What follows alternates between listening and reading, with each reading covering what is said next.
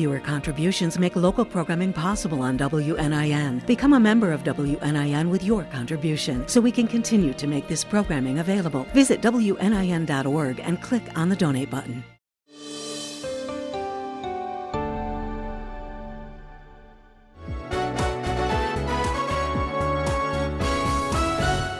Well, it's mid-September and football season is in high dudgeon right now. May it please the court, the Indianapolis Colts had a miracle win last night. Unbelievable. And the last time I think they were 2-0 beginning of the season was when they went to the Super Bowl.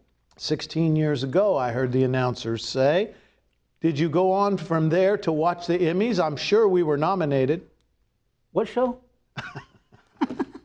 Well, in any event, it was a great Sunday for football, a great Saturday for football, but it has been some tragic times in America here in the last 4 or 5 days. No one deserves to be assassinated because of their political views.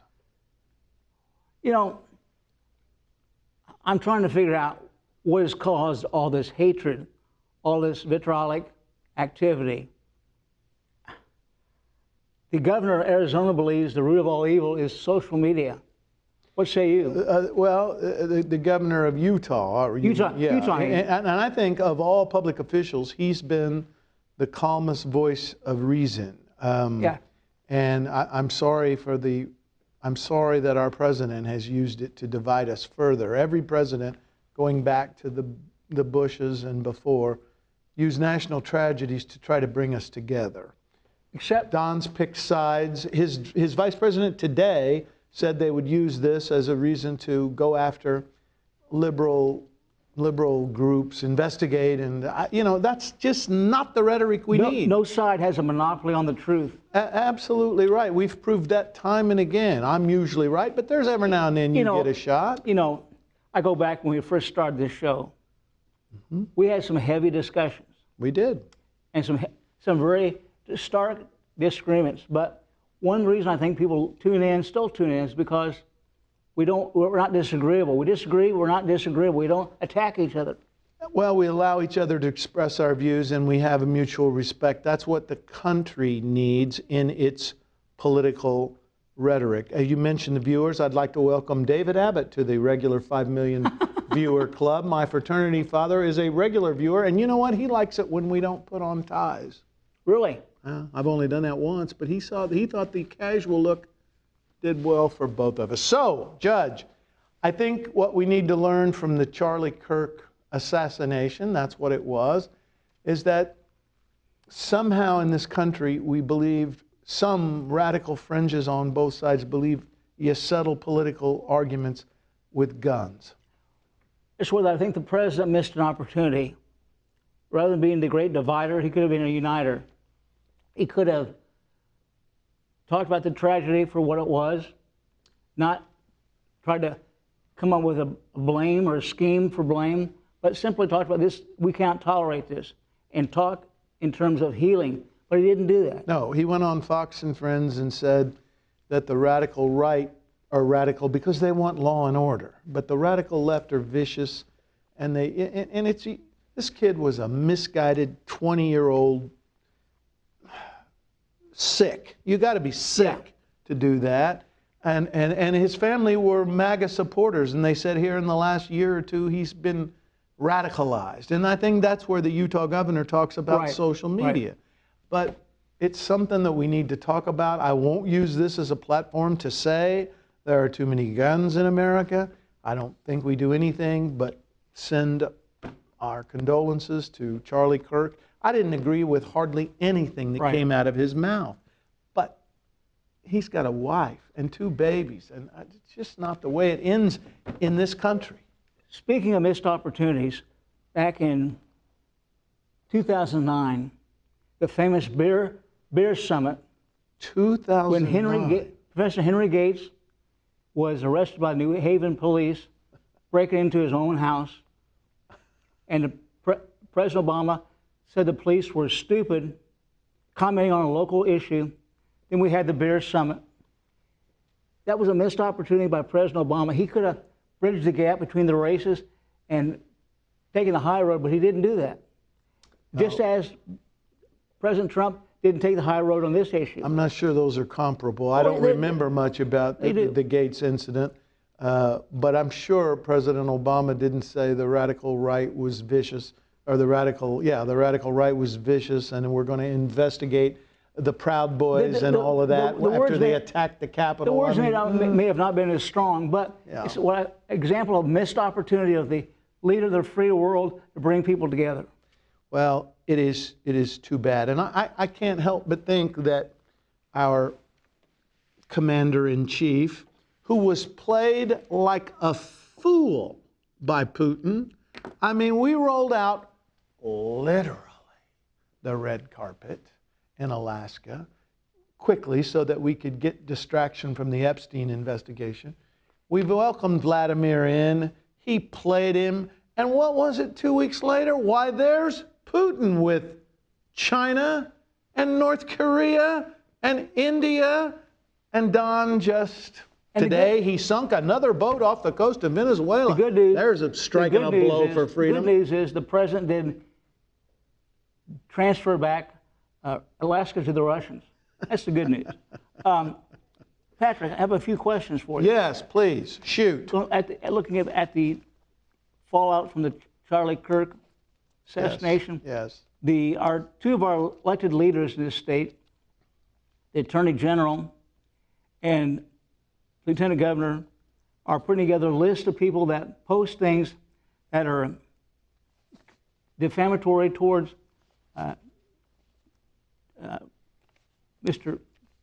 towards Charlie. Anything that is controversial, they want to list those people, especially educators. How do you respond to that? That Todd Rose Stupid and Micah to heck with.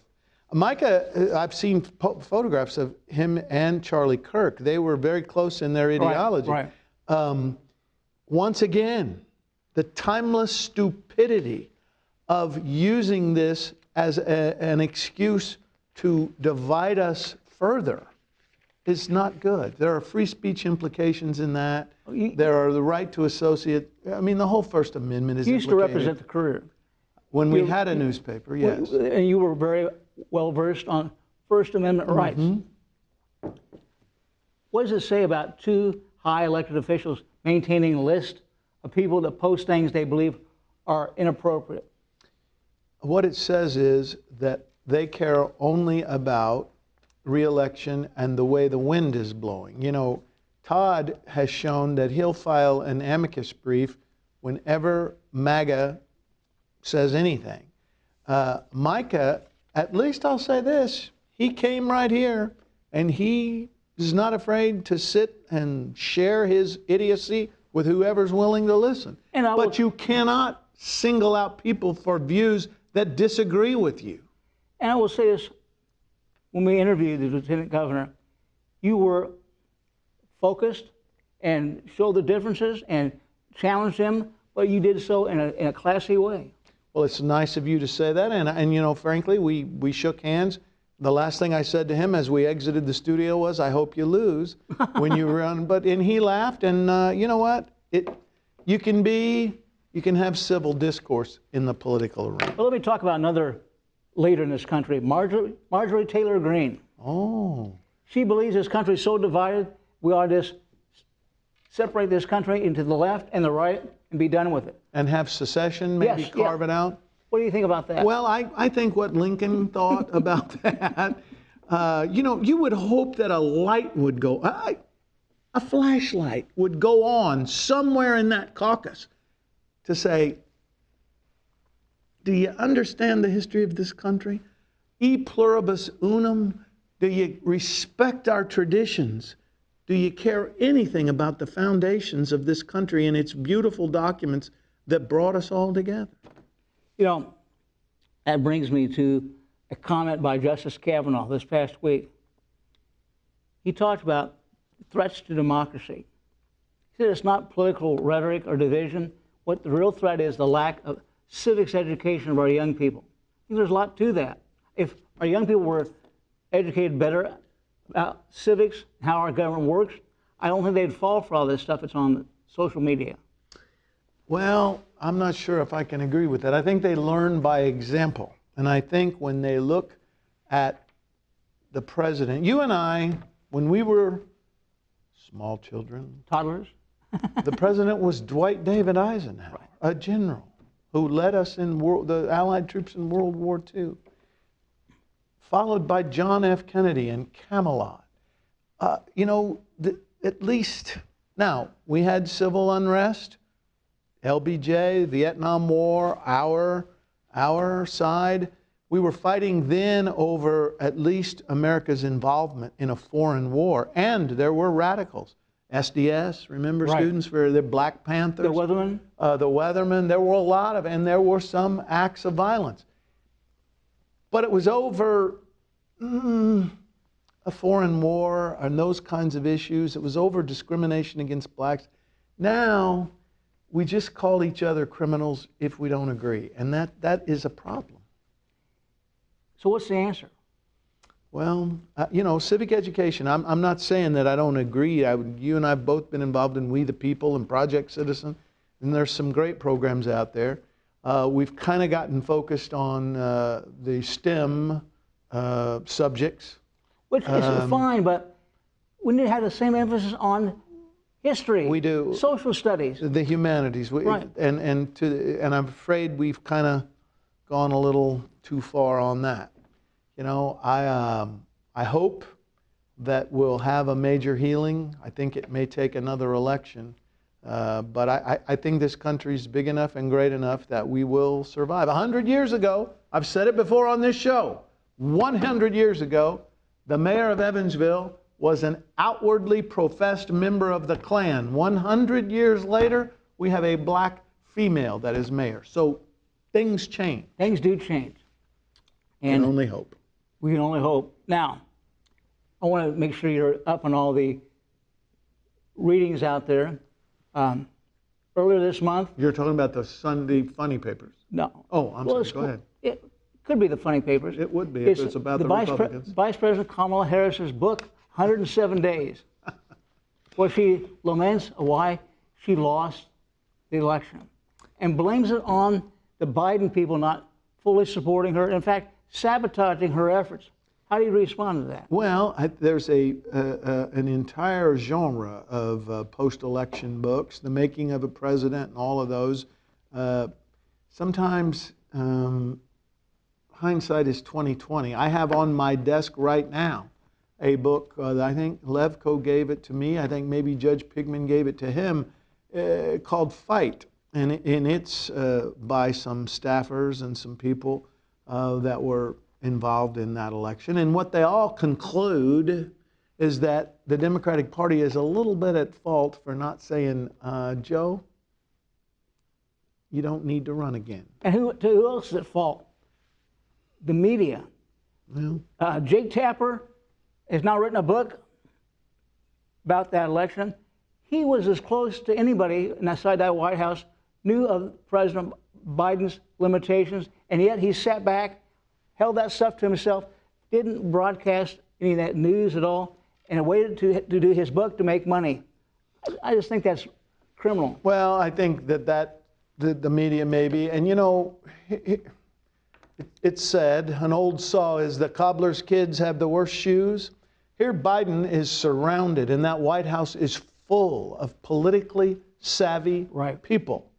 Yet, they allow that election to go forward with a man who was, and I think a lot about Joe Biden. I think he had a great career. I think, in fact, his presidency passed 3 major pieces of legislation that we're thankful for. But he himself said he was transitional, and to let all those political operatives around him, to allow him to run again was just a terrible mistake. Kamala gets that, and I think the party gets that. What's the purpose of writing the book in the first place? Well, they all do. They put money in the bank. George W. wrote his book. The Obamas have repeatedly written books. They get these $1 million advances, and that's part of the gig. So what does that do to our chances for running again? Oh, I don't think she'll be our nominee. I think Here's what I'm hopeful. The Democratic Party has some really superstar governors in Maryland, in Pennsylvania, in Kentucky, Illinois. in Illinois. In California, I like him, but he's the left coast, as you used to say, when you could say stuff like that. That's right. But we have some great governors. We have elected, Jimmy Carter was a governor. You know, Bill Clinton was a governor.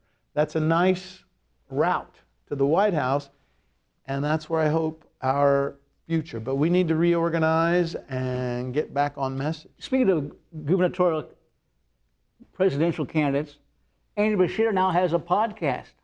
Really? Yeah. I had no idea. It's on once a week. I tell you, that's the guy that's going to gain, to me, if your party's ever going to capture the imaginations of the voters, it's going to take an Andy Bashir to do that. Well, here's a guy that's popularly elected twice in a state that has red. Mitch McConnell and Rand Paul as their United States senators. Speaking of which, yes, you know, I don't have props today because we now are going to have a tape of everything Congressman Mark Messier has had to say about the Charlie Kirk assassination, about the Epstein files, and about what's going on in Gaza. Could you play that now, Mark? Well, thank you, Congressman, for all of that you had to say. From this point forward, his hand will be considered a prop for our purposes. Thank you, Congressman Messier. It's always good to hear from you. A lot of us don't even know if you're still alive. It's Mark Messmer. It's what? Mark Messmer. Mark Messier. Got it. You're terrible. Gaza. I mentioned Gaza. Now, let's talk about a little world affairs here. Bibi Netanyahu, a Trump acolyte, to keep himself out of jail, it seems to me, is now bombing Qatar?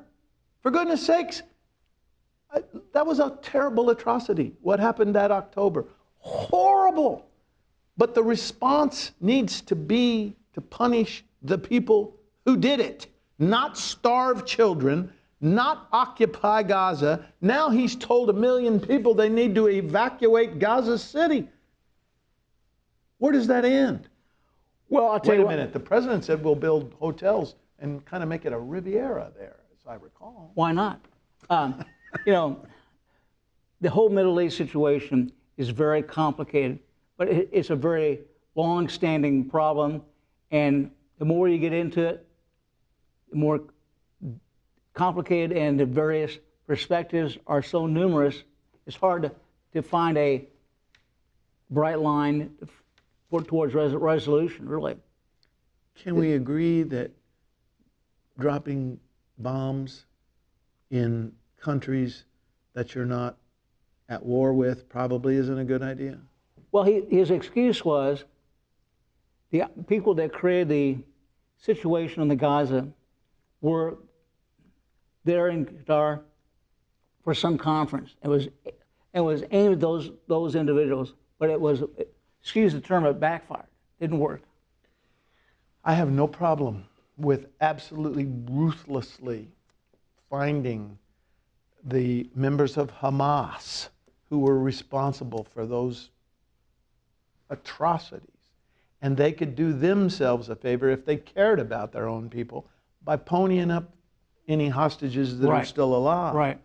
But that does not justify taking out an entire country. We did it in Afghanistan after 9/11. Of course, of those 19 air bombers, 16 were Saudi nationals, but we took out Afghanistan.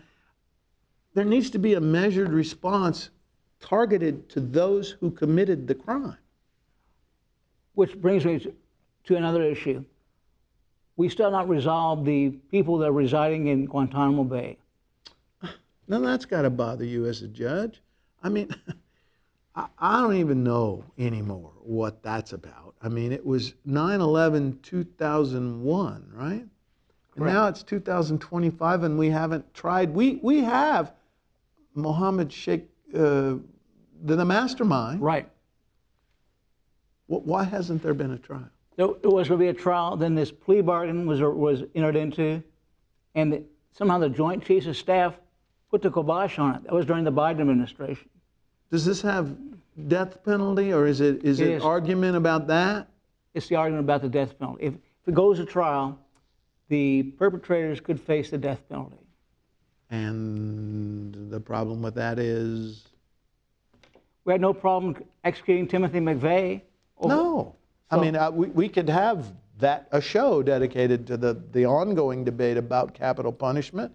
I don't have a big problem, other than the fact that it seems to fall upon black defendants with public defenders, not rich white guys with good lawyers. I mean, there's a disproportionate number of people put to death that, based upon socioeconomic. But on the Gitmo situation, the defendants will be adequately represented by appropriate lawyers. Yeah. And the thing should go to trial. As an ultimate punishment, I mean, I love to listen and have that discussion with people, but I think I don't have a philosophical problem as long as it's evenly applied with capital punishment. I just don't. Speaking of evenly applied, how about redistricting?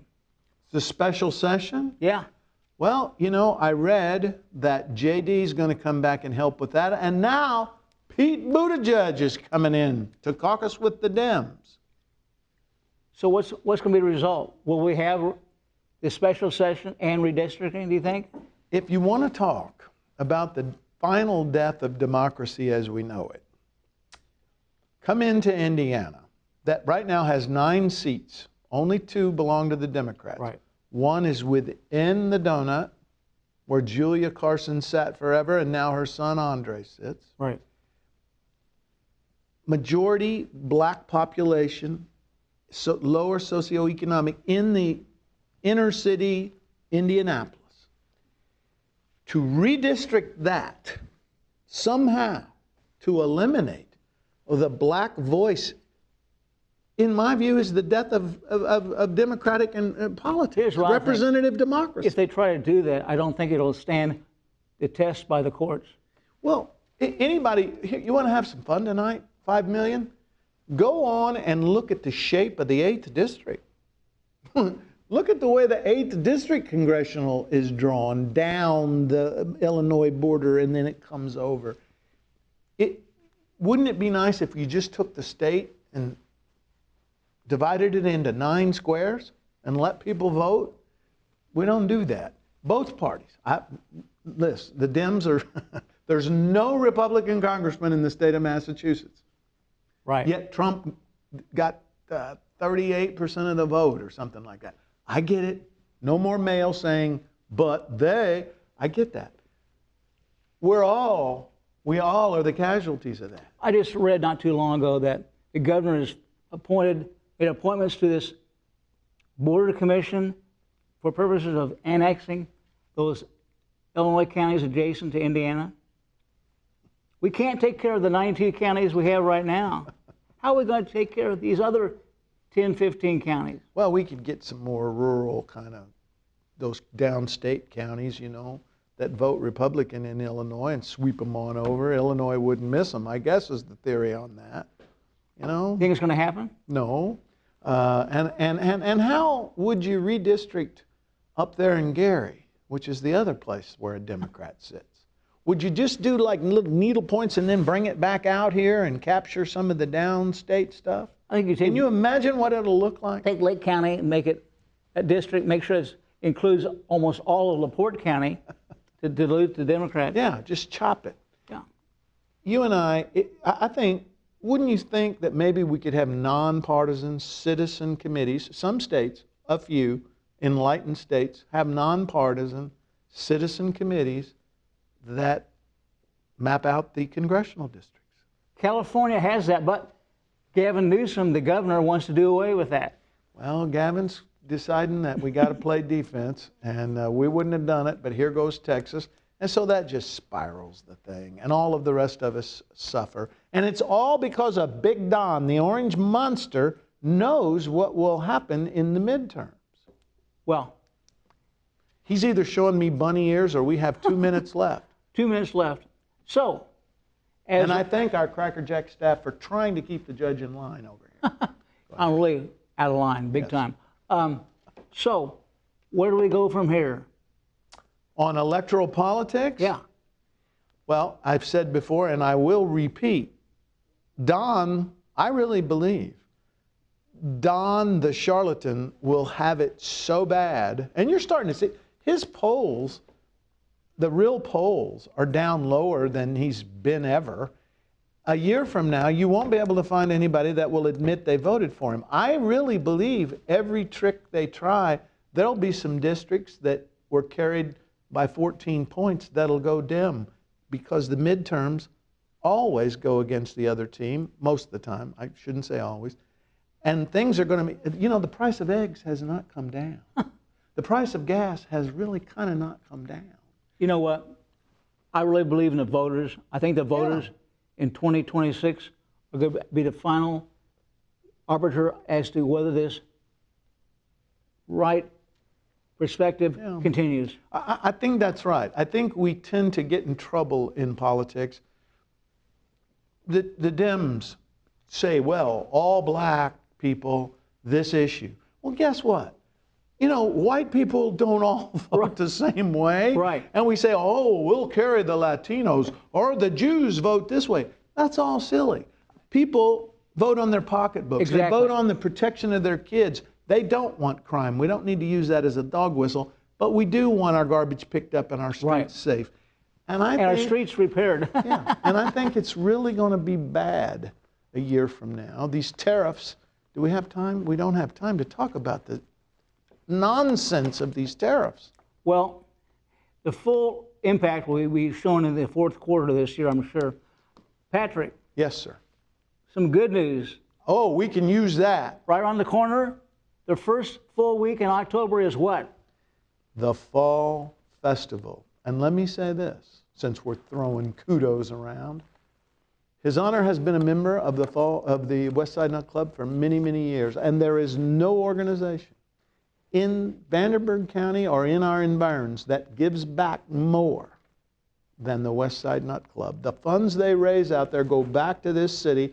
There's a little favoritism for rights in modern day, but they are the West Side Nut Club. But they give it and they spread it, and they have done so much good. Now, if you want to find him, go in that long truck they have out there, and they have choo-choo juice in there that they don't really share with the rest of us. I was trying to end on a high note, but... Well, high note is perfect.